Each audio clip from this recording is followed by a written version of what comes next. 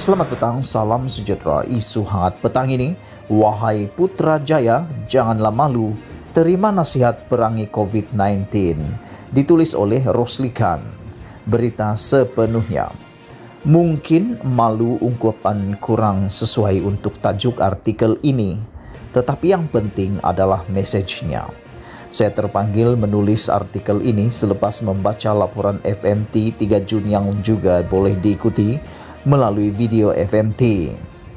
Artikel yang dirujuk berkisar kepada pandangan dan saranan yang dilontarkan bekas Menteri Keuangan II Johari Gani mengenai prestasi kerajaan dalam menangani pandemik COVID-19 yang semakin mengganas dari segala segi. Dalam artikel berkenan, Johari mendesak Putrajaya melakukan sesuatu dengan cepat kerana banyak yang masih huru-hara. Beliau jarang bersuara, tetapi nyata sekali apabila dia membuat kenyataan, intipatinya tepat, jujur dan bernas. Contohnya, tentang kumpulan yang berpendapatan rendah dan pekerja gaji hari yang hilang terus punca pendapatan mereka setelah lockdown berkuat kuasa 2 hari lepas. Mengikut statistik yang dikeluarkan, ada seramai 3,92 juta rakyat yang termasuk dalam kategori ini di seluruh negara. Saya kira ini termasuklah kumpulan orang yang juga tidak mempunyai pendapatan tetap setiap bulan atau setiap hari. Mereka tidak seperti pejabat awam misalnya. Setakat ini, Putrajaya tidak pernah menyebut tentang kumpulan yang terpinggir ini atau memberi fokus terhadap kesengsaraan mereka akibat penutupan dan penyekatan yang diwartakan kerajaan ini. Langkah yang dicadangkan oleh Johari ialah menyalurkan bantuan kepada kumpulan sasaran melalui kerajaan negeri, pihak berkuasa tempatan PBT, serta juga wakil-wakil rakyat yang sedia ada, sama ada ahli parlimen atau ahli Dewan Undangan Negeri. Inilah masa yang paling sesuai untuk mereka kembali ke kawasan dan turun padang bagi membantu dan melihat sendiri betapa daifnya rakyat akibat sekatan yang dikenakan menerusi pengisytiharan darurat. Johari tepat dalam mencadangkan bantuan yang disalurkan seharusnya diperoleh dari peniaga-peniaga di kawasan itu sendiri bagi membantu ekonomi tempatan menjana sedikit pendapatan dalam keadaan yang serba kurang ini. Bagi saya, sebagai seorang pengamal ekonomi, ini satu saranan cukup baik yang belum pernah dicadangkan sebelum ini. Saya masih ingat pada waktu PKP pertama, banyak barangan bantuan yang dikumpulkan di sesuatu tempat yang mana kemudiannya perlu dihantar ke tempat-tempat yang diperlukan.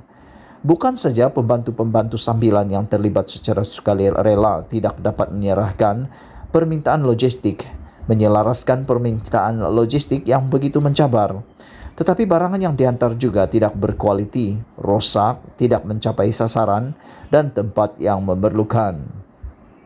Ramai yang perlu dibantu dan berharap, tetapi akhirnya tidak mendapat sebarang bantuan.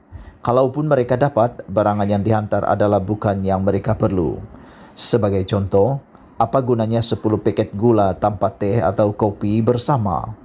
Ini yang banyak terjadi dari pengalaman yang lepas kerana masalah koordinasi, logistik dan pembahagian yang akhirnya terlalu sukar dan mencabar tanpa bantuan dari pihak pemerintah atau penjawat awam.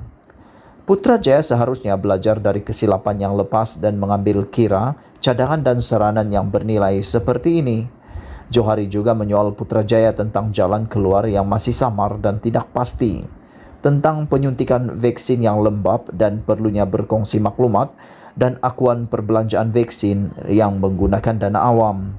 Di sini, saya ingin menarik perhatian pembaca tentang beberapa pemimpin lain yang pernah menyuarakan cadangan demi cadangan yang baik dan bernas, tetapi Putrajaya tidak ambil tahu.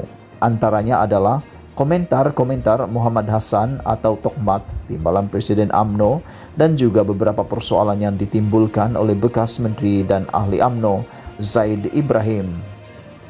Seharusnya Putrajaya mengambil masuk kepakaran yang ada pada mereka bertiga ini untuk membantu mengatur langkah mencari jalan keluar dari COVID-19 yang melanda negara kita.